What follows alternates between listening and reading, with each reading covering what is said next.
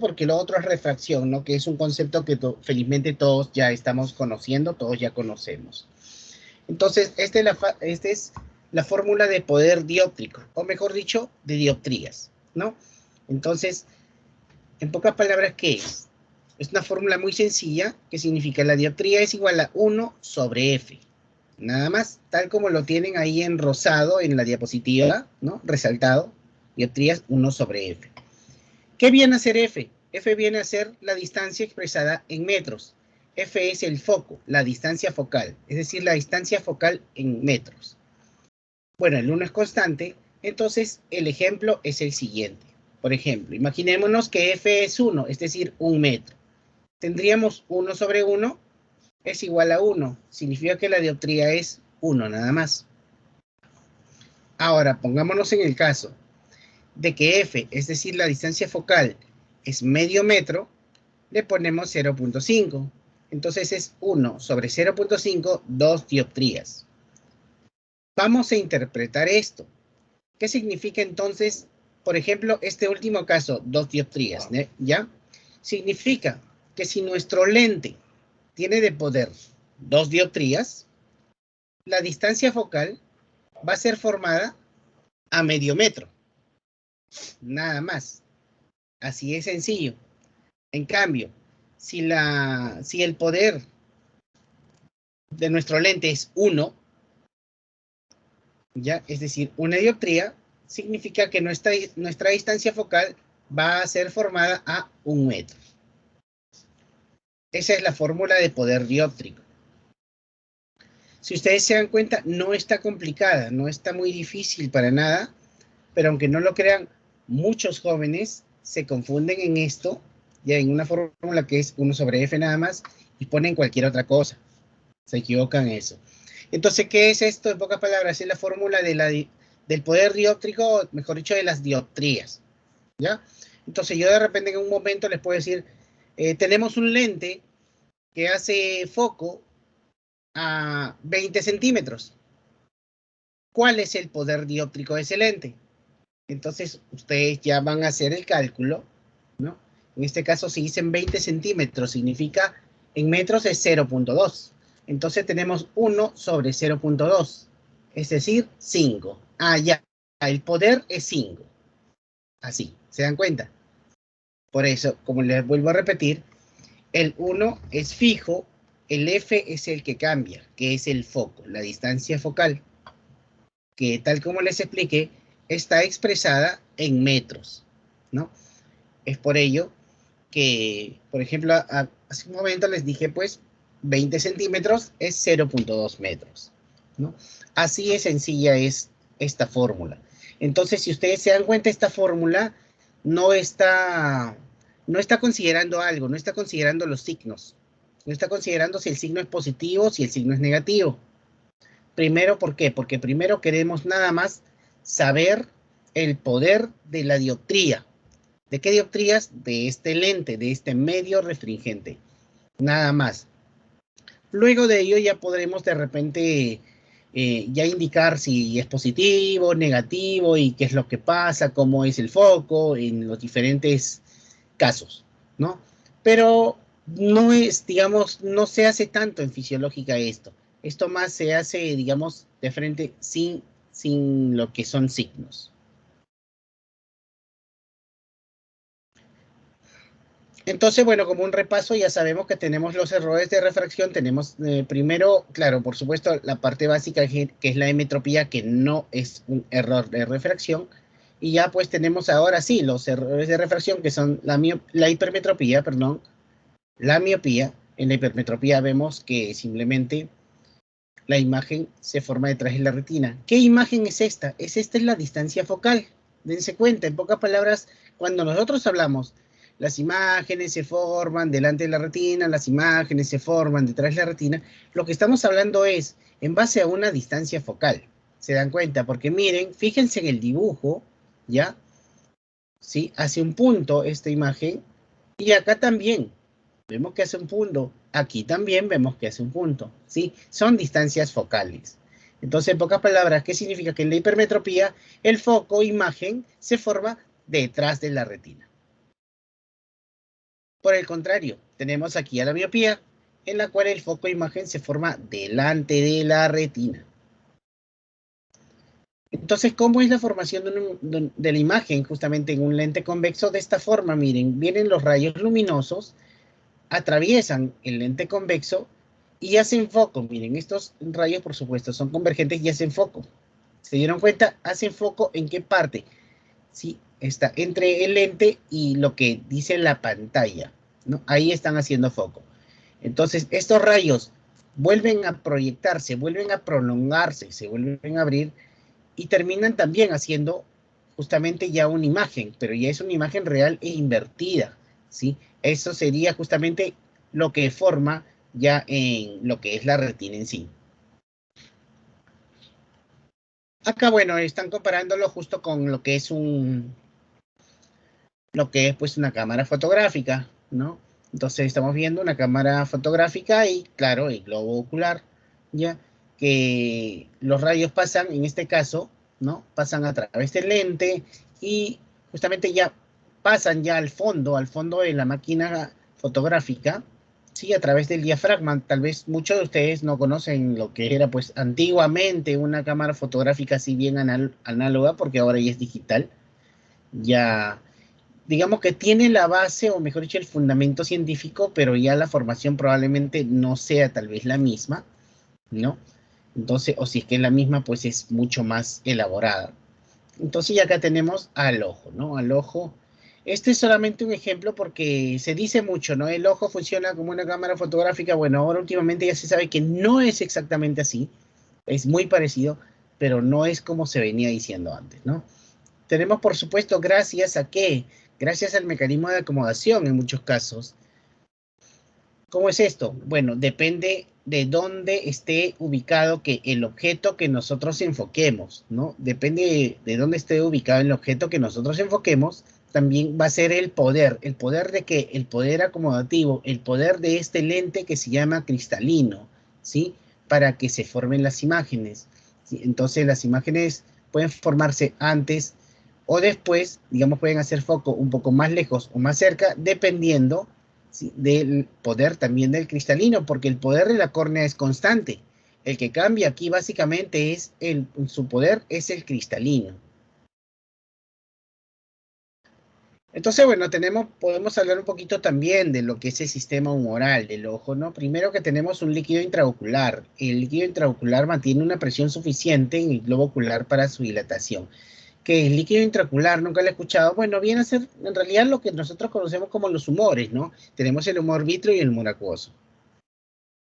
Entonces, en primer lugar, vamos a hablar del humor acuoso, ¿sí?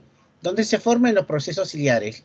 Entonces, velocidad de 2 a 3 microlitros por minuto.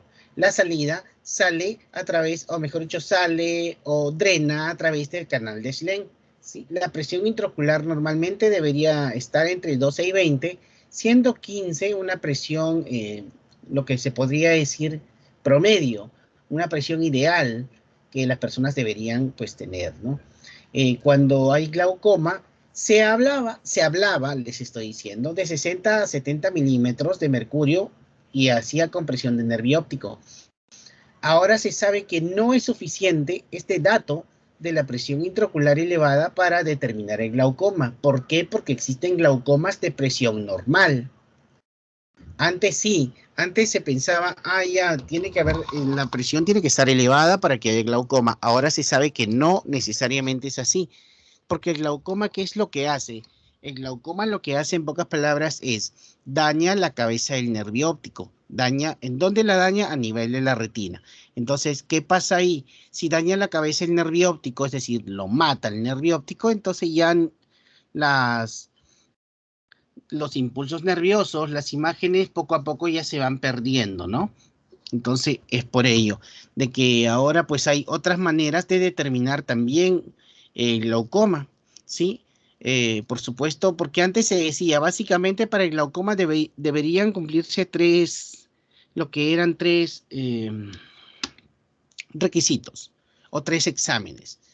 Por supuesto, la presión intraocular, el fondo de ojo y el campo visual. Tres exámenes y con eso ya se determinaba el glaucoma, ¿no? Ahora se sabe que no es suficiente. porque también se tiene que ver lo que son las capas de la retina gracias a un examen de OCT o tomografía de coherencia óptica, y en algunos casos también para ya no confiarse demasiado de lo que es la presión intraocular, también se hace una paquimetría, que es el estudio del espesor corneal. Entonces, solamente, bueno, eso como dato, ¿no? En el caso de la formación del humor acuoso. Acá tenemos entonces a la retina, ya si ustedes se dan cuenta, ven el paso de la luz va llegando a la retina, sí, entonces ¿a dónde exactamente? Pues al epitelio pigmentario, ¿no? En el epitelio pigmentario tenemos ahí justamente las células que corresponden, tenemos los conos y los bastones, tenemos las células ganglionares, entonces, gracias a que digamos, toda esa estructura está sana, está correctamente conservada, podemos nosotros ver de la manera más adecuada y a la vez ver pues sin perder campo visual, que es lo importante también, ¿no? No solamente ver bien, sino ver sin perder el campo visual. Entonces acá estamos viendo ya lo que es pues como se hizo un esquema mucho más ampliado de lo que vendría a ser pues la retina. Estamos viendo la célula del epitelio pigmentario, la capa vascular, atrás también la esclera. Vemos los fotorreceptores, ¿sí? Principalmente están ahí los bastones, las células bipolares y las células ganglionares. ¿Sí? Entonces nos damos cuenta que gracias a las células ganglionares es que termina pues viajando el impulso nervioso, si ustedes se dan cuenta ya a través del nervio óptico. Lo pueden ver creo claramente allí, ya en la imagen. Igual vemos también fotorreceptores, células bipolares y las células ganglionares, ¿no? Entonces se van y llevan el impulso nervioso al nervio óptico, a través del nervio óptico. Igual simplemente acá tenemos lo que es un corte, podría decirse, de las diferentes capas de la retina. Lo mismo tenemos la capa de células pigmentarias, tenemos los bastones, tenemos conos también, pocos bastones, más conos van a ver justamente en esa parte. O sea, ustedes se dan cuenta, los bastones son más agrandados en esa capa de células pigmentarias. Ya tenemos la membrana limitante interna, las células de Müller, las horizontales, las bipolares y al final las ganglionares, ¿no? Y con las ganglionares, ya como vieron en el esquema anterior, es que se va el impulso nervioso a través del nervio óptico. En la retina tenemos esta parte que es fundamental, que es la fobia central, fobia centralis, también en algunos casos lo van a encontrar con ese nombre. Está ubicada pues al centro de la retina, de una medida de alrededor 0.3 milímetros. Está compuesta básicamente por conos de cuerpos largos y delgados. La función, ¿cuál es? La detección de los detalles en la imagen visual, los detalles más finos, ¿sí? La agudeza visual más precisa y más exacta está dada gracias a la fobia.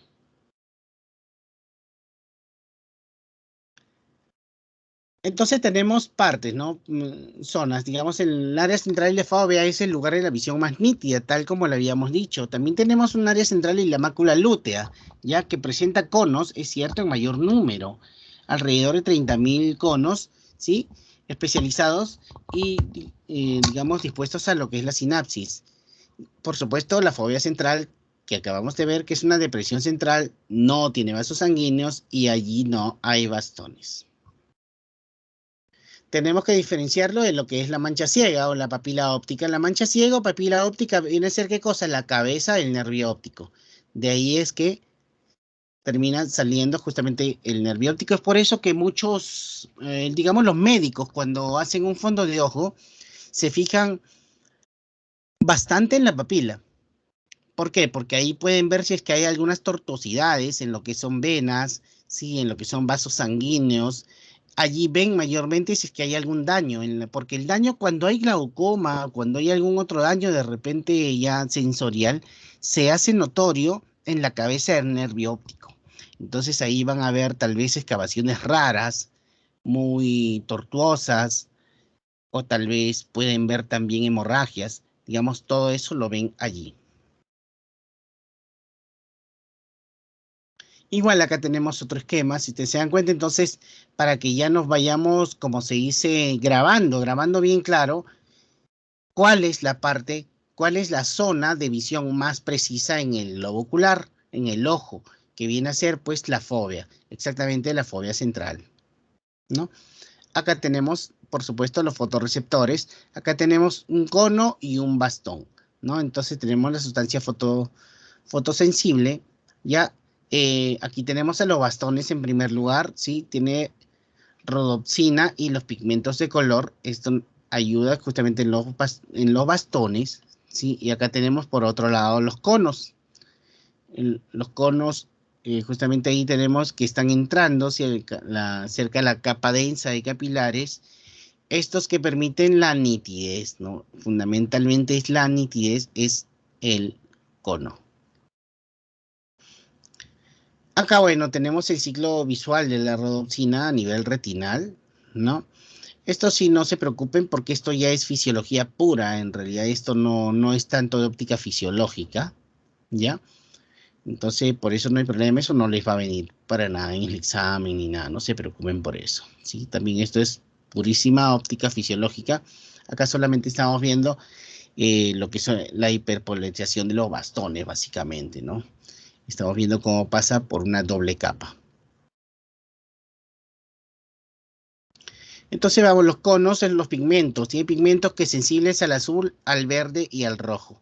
Ya, entonces, ¿qué pasa cuando hay daltonismo? Sí, más que todo en el rojo verde, que es el principal, que es el más conocido, porque ahora sabemos que hay muchas discromatopsias, digamos, o cegueras a diferentes colores, ¿no? Pero el más conocido es el rojo verde. Entonces, gracias a la ausencia de un gen en el cromosoma X. Eso sí, básicamente, por si acaso, el daltonismo lo sufren los hombres. Las mujeres son portadoras y los hombres son los que lo sufren. Acá tenemos justo cuando se hace el estudio de fondo de ojo, qué es lo que se busca, ¿no? Si es que hay exudados o hemorragias en el fondo de ojo, alguna tortosidad de vasos. El diámetro de la papila óptica o punto ciego es del 1.5 a 1.8 milímetros. Ahí hay vasos retinianos. Por el lado de las arterias tenemos la nasal y la temporal superior y la nasal y la temporal inferior. Y por el caso de las venas lo mismo, nasal y temporal superior e inferior. Y acá lo que vemos es el viaje de los impulsos nerviosos, ¿sí? A través de todo el sistema visual. Ya pasan, ¿sí? Lo que es, pasan el globo ocular, llegan a la retina, viajan y justamente van al quiasma óptico. En el quiasma óptico normalmente se dice la decusación o entrecruzamiento, pero ya podemos ver nosotros, y felizmente gracias a que está en colores, esta imagen, podemos ver que no todos se cruzan. ¿Se dan cuenta? Por ejemplo, vemos en el ojo derecho hay una parte que es azul y la parte que es azul va de largo. Se va de largo, no se cruza. La parte roja en el ojo derecho sí sufre un cruzamiento. Y en el ojo izquierdo, la parte azul, en cambio, sí se cruza y la parte roja no. Terminan entonces uniéndose, terminamos teniendo rojo con rojo y azul con azul. ¿Por qué? Porque de esa manera se va a formar de una forma adecuada lo que es el campo visual. Vamos a tener también visión 3D, es decir, estereopsis, ¿no? De esa manera. Si no fuera el entrecruzamiento de esa forma, es decir, parcial, pues no tuviéramos visión 3D, veríamos todo en 2 dimensiones nada más. Y también perderíamos cierta parte de campo visual. Entonces acá podemos ver también lo que es el globo ocular, ya digamos es un corte, ¿no? Es un perfil. Tenemos el globo ocular en primer lugar, luego la retina, el nervio óptico, llega justamente al núcleo geniculado lateral y al final a la corteza visual. Por supuesto, en la parte, esa esa bolita roja ahí dice núcleo geniculado lateral, ya, entonces la corteza visual vemos que ya está en el área occipital.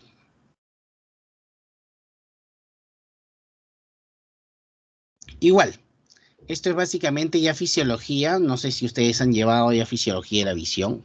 Entonces, lo que se muestra acá es justamente cómo es que se forma la imagen o la visión de uno de los lados, ¿no? Se dan cuenta, azul con azul en este caso se está haciendo, sí, cómo llegan, sí, lo que son las terminales del azul y cómo llegan los terminales de lo que es la zona naranja, ¿no? Tanto retina temporal y retina nasal.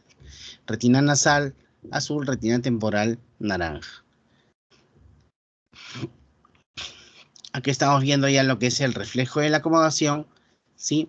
Gracias, pues, a qué cosa, a la aproximación, en este caso de un objeto, de un elemento, ¿ya?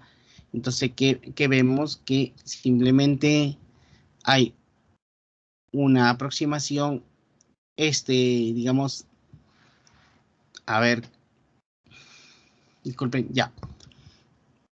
Esta imagen que se va acercando simplemente da una señal a nivel neural, ya al ganglio ciliar, sí, y en esto también llega a las diferentes terminaciones, las cuales dan la orden de que inmediatamente a los músculos, en este caso a la zónula y al músculo ciliar, para que ese cristalino entre en acomodación.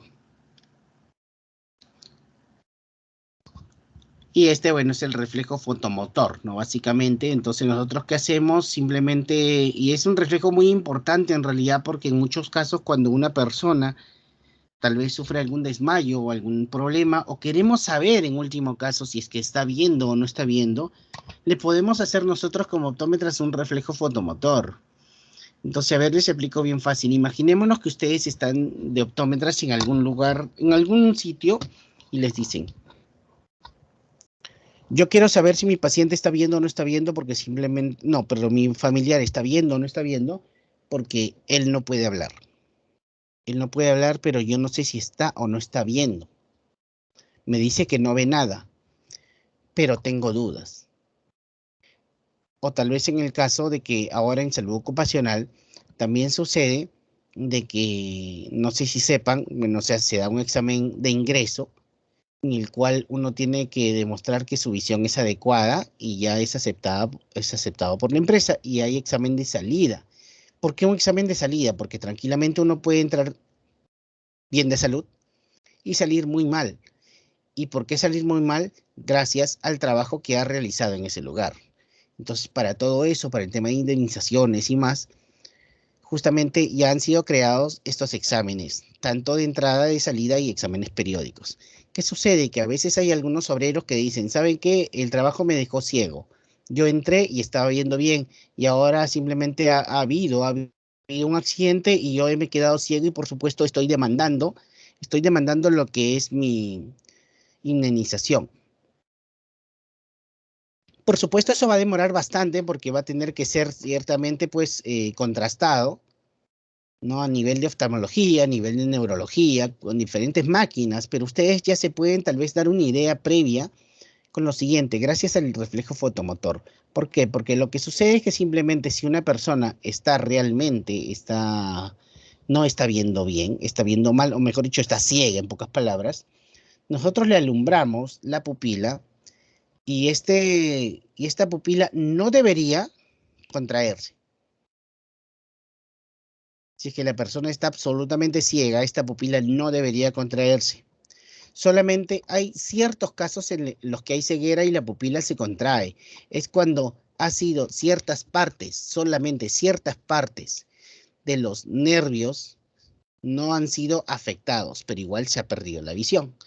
Pero casi en todos los casos, ustedes le pueden alumbrar la pupila, y si es que no hay ningún cambio de tamaño, esa persona está ciega. En cambio, si alguien dice: estoy ciego, a ver, le alumbramos y simplemente su ojo entra en miosis, sabemos que nos está engañando. O que de repente no se está expresando de la manera correcta, y no es que esté ciego, sino que está viendo poco, pero está viendo. Es una forma de saber realmente también si está o no está viendo nuestro paciente. El reflejo fotomotor.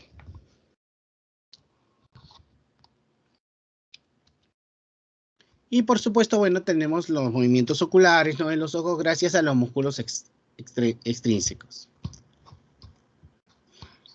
Igual acá, gracias a los músculos extrínsecos, hay este tipo de movimientos que tenemos movimientos sacádicos, de persecución, vestibulares y de convergencia, ¿no? Los sacádicos son súbitos y enérgicos. Es una mirada que cambia de un objeto a otro. Los de persecución, cuando son suaves, entonces seguimos un objeto en movimiento. Los vestibulares mantienen la fijación cuando la cabeza está en movimiento. Y los de convergencia, que aproximan los ejes visuales entre sí cuando enfocamos una atención en objetos cercanos. Ya, esto es solamente a manera, como les digo, de introducción. Ahora vamos a ver en este momento ya otra diapositiva. Un instante, por favor.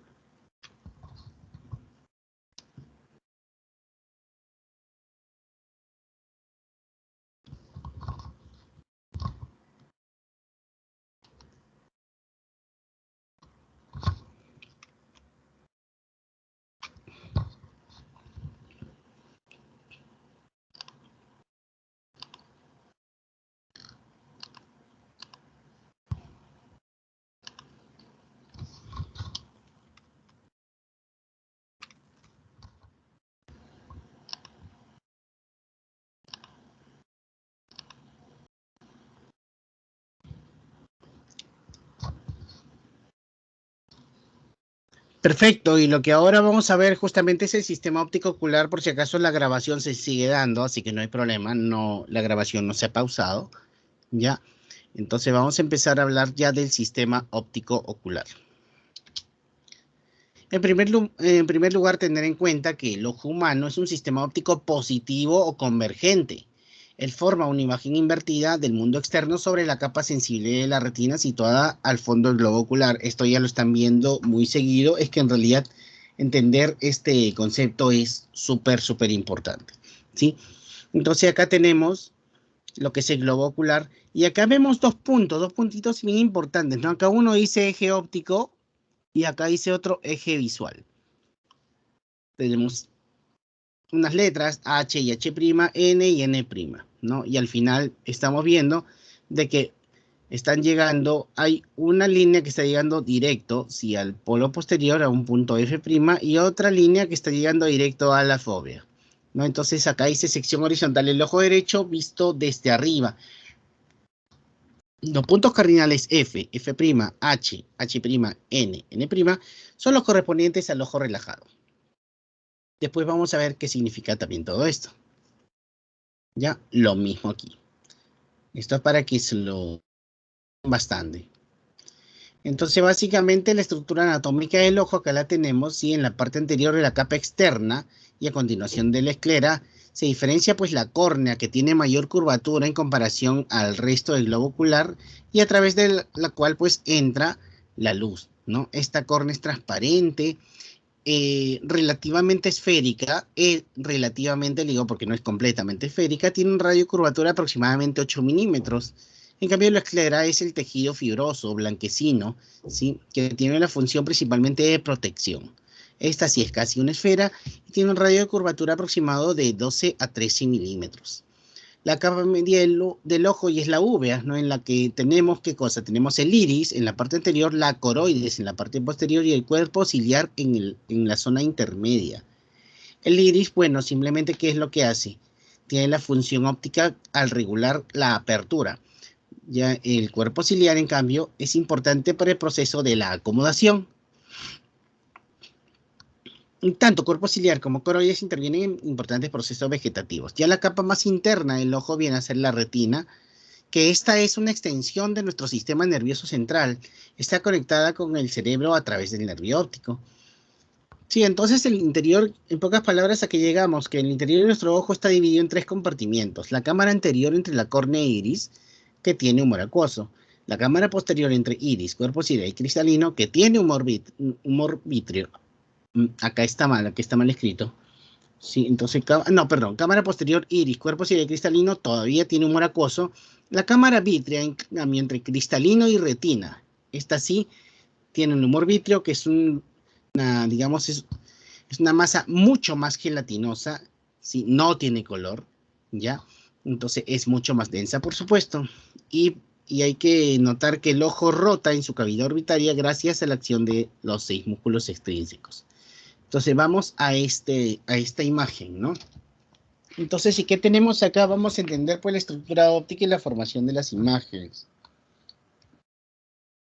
Bueno, en el ojo los principios de la formación de la imagen son los mismos que los de un sistema óptico convencional. La luz entra en el ojo a través de la córnea para ser enfocada en la retina, después de la refracción justamente en la córnea. El elemento refractivo de mayor potencia y la lente cristalina. Entonces la luz se refracta de forma muy acentuada en la superficie corneal anterior debido ¿a qué? A que la zona esférica central tiene una curvatura muy acentuada, ¿ya? Entonces, ¿qué es lo que pasa? Y que existe una gran diferencia entre los índices de refracción de ¿qué? Del aire y de la córnea. El aire, el índice de refracción es 1 y de la córnea es 1.376. Pero hay algo. La refracción en la cara posterior de la córnea es muy poco significativa. ¿Por qué? Porque el índice refractivo de la sustancia corneal es prácticamente igual al del humor acuoso, ¿sí? El humor acuoso tiene un índice de refracción muy parecido al de la córnea. Entonces, ¿qué sucede? La luz se vuelve a refractar otra vez cuando alcanza, ¿qué cosa? La cara anterior y posterior del cristalino. En este caso, el índice de refracción de la sustancia cristalino es más alto que el de los humores, tanto el acuoso y el vítreo. Pero la diferencia entre esas dos interfaces no son muy acentuadas, ¿sí? Ni acusadas como existe entre la córnea y el aire. Por lo tanto, la potencia refractiva termina siendo menor. Entonces, ¿qué es lo que pasa? Se llega a la conclusión, perdón, se llega a la conclusión de que la mayor parte de la refracción, ¿sí? De la refracción, ¿sí? Ocular, tiene lugar en la superficie anterior de la córnea. ¿Por qué? Porque es el lugar donde hay mayor poder refractivo, de unos 40-45 dioptrías. Es decir, es más del doble del cristalino. Pero hay una característica muy importante del cristalino, es que su potencia, por supuesto, puede cambiar. ¿Por qué? Por la acomodación.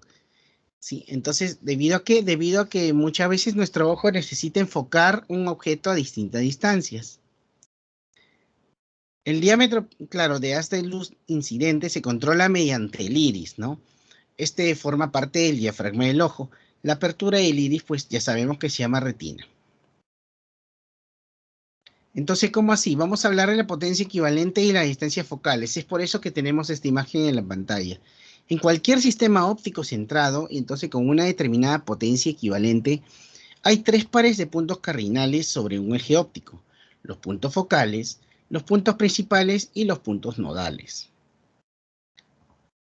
Los puntos principales, ¿cuáles son? Acá los vemos en la imagen, ¿sí? Como H, como la letra H, ¿ya? Con la letra H mayúscula están ambos puntos principales. Tenemos los puntos focales que están con la letra F. Acá podemos ver con la letra F los puntos focales. Y tenemos los puntos nodales con la letra N. Están al nivel justamente de la parte posterior del cristalino, ¿sí? Vamos a hablar de los puntos focales entonces. Esto, por supuesto, hay que entender, sí, entonces que las posiciones de estos puntos dependen de su estructura y el nivel de acomodación. ¿Qué significa? Que para un ojo enfocado al infinito, las posiciones aproximadas de estos puntos cardinales, lo cual estamos viendo, que se muestran en esta figura, sí, son tal cual, son así. Entonces, estos puntos cardinales, ¿qué vienen a ser? Lo siguiente. Primero hablemos de los puntos focales, F y F'. ¿Qué sucede? Que la luz procedente del foco, ya después de la refracción en el ojo, está paralela al eje óptico. Entonces los rayos procedentes de una distancia, es decir, del infinito, ya que inciden en el ojo paralelos al eje óptico, pasan todos ellos por el punto focal imagen F. Es decir, vienen los rayos luminosos de afuera, ya vienen los rayos luminosos de aquí, todos los rayos que pasen, ya que incidan, como se dice, desde el infinito, pasan por un punto focal imagen, el punto F. F que terminan pasando por el punto F'. Pasan acá, es decir, vienen, pasan y se van. Es como un camino. Ese es el punto F'. Se refiere a los puntos focales. Ahora hay puntos principales. Los vamos a ver con el H. Digamos, H y H'. Son puntos conjugados, es decir, uno es la imagen del otro. El aumento lateral es +1, es decir, si se sitúa un objeto en uno de esos puntos, se formaría una imagen derecha del mismo tamaño del otro punto. Están bien cercanos uno del otro en realidad.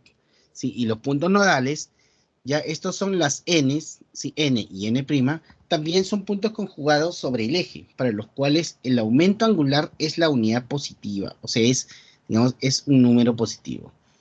¿Qué sucede? Tiene la propiedad de que todo rayo que llega al sistema por el punto nodal objeto, ¿sí? Formando justamente con el eje un ángulo U, con el eje, este de acá, un ángulo U, ¿sí?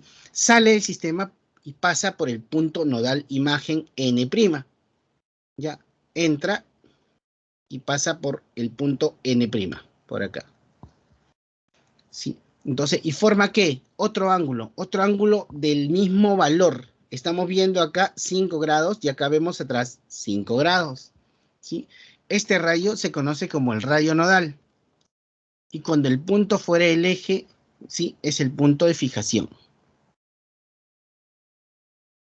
Entonces, ¿para qué nos sirve eso? Porque uno dice, ya, ok, pero ¿para qué nos sirve?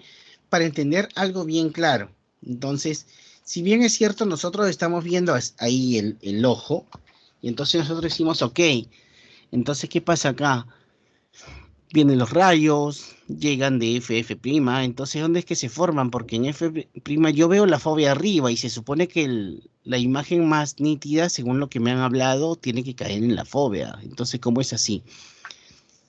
En primer lugar, estamos viendo, fíjense cómo vemos el ojo aquí. El ojo acá lo vemos derechito, ¿sí? Lo vemos súper, súper derecho, acá.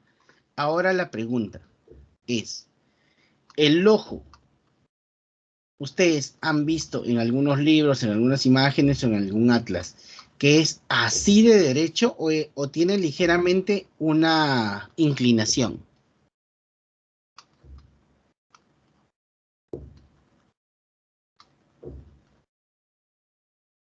¿Han visto?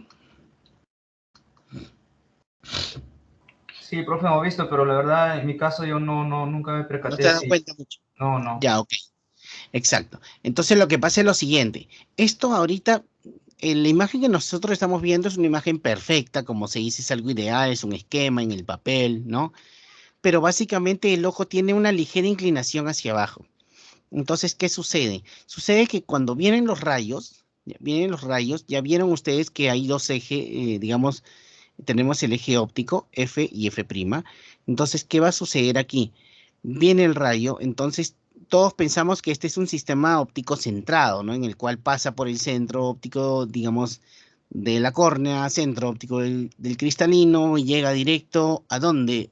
Entonces vemos que llegó a la retina, pero no llegó a la retina en ningún punto exacto. Y no es precisamente así. Entonces, como esto ligeramente está inclinado hacia abajo solamente un poquito, entonces vienen los rayos, igual, ya, entonces, ¿qué sucede? Pasan, ¿sí? Pasan H, digamos, pasa el punto H' también, pero nuestro eje visual está ligeramente más abajo, como vemos, a 5 grados. Entonces, gracias a ello, es que al final la imagen que se forma y que viaja llega a la fóvea, más precisamente, y no a este punto F' atrás en la retina, que es un punto en el cual pues no está la fóvea, por lo cual no tendríamos la visión más nítida, ¿no? Gracias a qué entonces esto, gracias al ángulo que tiene el ojo dentro de la órbita, ¿sí? O gracias, mejor dicho, a la ligera inclinación dentro de la órbita nada más. Entonces, ¿qué estamos teniendo? La visión en la fóvea. Es por eso que, como les digo, esta es una imagen, solamente es como se dice matemática pura, ¿sí? Un esquema, pero esto tiene una ligera inclinación, por lo cual la imagen, al final de cuentas, no termina en F', sino termina en la fóvea. También hay imagen en F', sí, pero la imagen que pasa a través de los centros ópticos, porque una cosa es un centro geométrico y otra cosa es un centro óptico, entonces llega directamente a la fóvea. A ver, les voy a dar, ya estamos por terminar, pero les voy a dar bien claro, a ver, una ligera diferencia de un centro óptico y un centro geométrico. Tal vez muchos de ustedes han comprado tal vez una luna en alguna distribuidora, ¿no? Una luna, una de estas bases. Entonces les dan el lente, ¿no? Esta base redonda, y ustedes si es que lo agarran nada más sin hacer nada, sin llevar el lensómetro ni nada, tracen una cruz exacta. Entonces, ¿qué sucede? La mitad de esa cruz es el centro geométrico, ¿sí o no? Porque geométricamente está en el medio. Pero ahora llévenlo a un lensómetro. Supuestamente, en donde está ubicada la cruz debería estar el centro óptico de ese lente, es decir, la visión más precisa. Fíjense a ver si está siempre allí. Van a darse cuenta que no siempre el centro óptico está exactamente al centro del lente. Les estoy hablando, claro, de monofocales, ¿no? En algunos casos está más a un costado, más arriba, más abajo. Entonces, es así que, como les digo, no es lo mismo centro óptico que centro geométrico. Igual en nuestros lentes, de repente nuestras monturas, ¿no? Si es que alguien usa una montura, agarra de repente y con un plumón indeleble nada más, igual hace una cruz en su lente, ¿sí? Digamos en la superficie de su luna, y mide cuánto hay digamos, del centro de la cruz de un ojo al centro de la cruz del otro ojo. Y a ver, dese cuenta que si es que coincide exactamente con su distancia interpupilar. Y ahí vamos a ver bien, porque una cosa, como les digo, es centro geométrico y otra cosa es centro óptico. Entonces pasa lo mismo con el ojo, con el globo ocular. Una cosa es el centro geométrico, ¿sí? Y otra, el centro óptico. El centro geométrico entonces viene a ser justamente por donde está lo que dice eje óptico, ya porque está pasando por el centro, dense cuenta ustedes, y un centro óptico sería el eje visual, ¿no? Por donde van justamente los rayos y termina siendo la visión más precisa y más fina. Como para que, como les digo, es un ejemplo de repente a grosso modo para que puedan darse cuenta a qué nos referimos.